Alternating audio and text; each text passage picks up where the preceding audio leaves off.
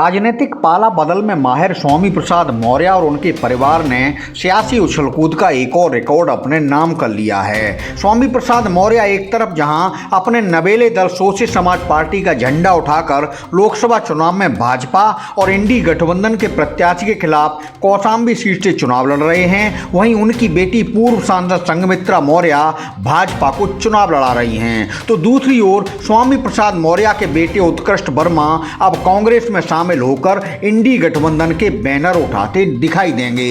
पापा बेटी और बेटा की यह कहानी सियासत में चालबाजी का नया नमूना बनकर सामने आ रही है। यूपी के मौजूदा राजनीति में स्वामी प्रसाद मौर्य का नाम ऐसे राजनेता के रूप में लिया जाता है जो कपड़ों की तरह पार्टियां बदलने में उस्ताद हैं। जनता दल से राजनीति की शुरुआत करने वाले स्वामी प्रसाद मौर्य कभी मायावती के करीबी माने जाते थे और बसपा में रहकर पद प्रभाव सब कुछ सहेजे दिखाई देते थे। यह बात किसी से छिपी नहीं है कि बेटा बेटी को राजनीति में मनचाहा प्रमोशन और पद दिलाने के चक्कर में ही स्वामी प्रसाद की बसपा सुप्रीमो मायावती से ठन गई थी और वह पार्टी छोड़कर भाजपा में शामिल हो गए थे।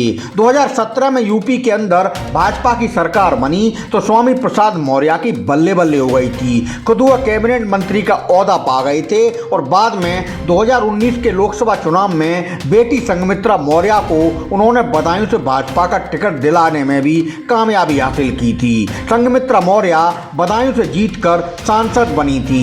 इससे पहले स्वामी प्रसाद अपनी डॉक्टर बेटी संघमित्रा को बसपा में रहते कई चुनाव लड़ा चुके थे, मगर हाथी पर सवार होकर उन्हें सिवाय हार के कुछ नसीब नहीं हुआ था। भाजपा में स्वामी प्रसाद और उनके परिवार पर ऐसी कमल कृपा बरसी कि उनकी राजनीति का सूरज चमकता ही जा रहा था। भाजपा सूत्र बताते हैं कि बेटी की तरह बेटे उत्कृष्ट वर्मा को भी चुनावी पॉलिटिक्स में फिट करने की शर्त के चलते स्वामी प्रसाद भगवा कैंप से भी रिश्ते खराब कर बैठे और 2022 के विधानसभा चुनाव से पहले सपा में कूद पड़े थे। हालांकि खुद सपा में छलांग लगाने के बाद भी वह सांसद बेटी संघमित्रा मौर्य को भाजपा में छोड़ गए। स्वामी प्रसाद से नाराजगी का खामियाजा बेटी संघमित्रा को बदायूं में भाजपा से बेटिकट होकर उठाना पड़ा था। हालांकि संघमित्रा ने इस बार पापा के साथ जाने की जगह भाजपा में ही रहने का फैसला किया और पूरे मन से पार्टी को चुनाव लड़ाया। दूसरी ओर भाजपा की तरह सपा भी स्वामी प्रसाद मौर्य को पूरा सम्मान देती दिखती थी। स्वामी विधानसभा चुनाव हार बैठे थे तो अखिलेश यादव ने उनको पहले एमएलसी बनाया और फिर सपा का राष्ट्रीय महासचिव पद भी सौंपा। इतना सब पाने के बाद भी वह समाजवादी कैंप में भी चैन से नहीं बैठे। स्वामी प्रसाद सपा में भी अपनी शर्तें लेकर बैठे तो सपा हाईकमान ने उन्हें और ज्यादा भाव देना बंद कर दिया। जब शर्तें नहीं मानी गईं तो नाराज स्वामी प्रसाद सपा से भी विद्रोह कर गए और अलग होकर अपनी खुद की शोषित समाज पार्टी बना ली थी। स्वामी प्रसाद मौर्य ने इस बार लोकसभा चुनाव में सपा कांग्रेस गठबंधन में शामिल होने के लिए हाथ पैर तो बहुत मारे, मगर उनका पिछला हिसाब किताब देखकर राहुल और अखिलेश ने उन्हें कोई भाव नहीं दिया। बहुत कोशिश के बाद भी स्वामी प्रसाद इंडिया गठबंधन में शामिल नहीं हो सके। मजबूरी में वह निर्दलीय की तरह यूपी की कौशाम्बी सीट से अब लोकसभा चुनाव लड़ रहे हैं और वहां के चुनावी ट्रैक पर उनकी गाड़ी कैसे हिचकोले ले रही है, यह सच किसी से छिपा नहीं है। स्वामी प्रसाद ने अपना पर्चा खारिज होने के डर से बेटे उत्कृष्ट वर्मा का भी कौशाम्बी में नामांकन कराया था, मगर जब पर्चा सही पाया गया तो बेटे ने नाम वापस ले लिया था।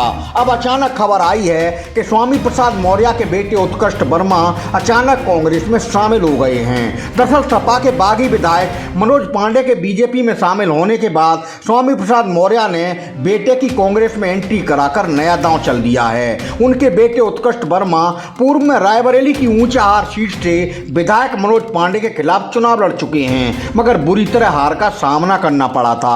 मनोज पांडे अब सपा से नाते रिश्ते खत्म कर भाजपा हो चुके हैं, तो शायद स्वामी प्रसाद को बेटे के लिए वहां से भविष्य की चुनावी संभावना कांग्रेस में नजर आ रही है। उत्कृष्ट वर्मा के कांग्रेस में शामिल होने को इसी कड़ी से जोड़कर देखा जा रहा है। फिलहाल इस दिलचस्प कहानी का केंद्र स्वामी प्रसाद और उनका परिवार है, जिसमें कई पार्टियों का अजब गजब बहुरंगी घालमेल नजर आ रहा है। स्वामी प्रसाद अब अपनी पार्टी चलाएंगे, बेटी भाजपा की पॉलिटिक्स करेंगी और बेटा कांग्रेस के बैनर तले अपने लिए राजनीतिक राहत तलाशते दिखाई देंगे।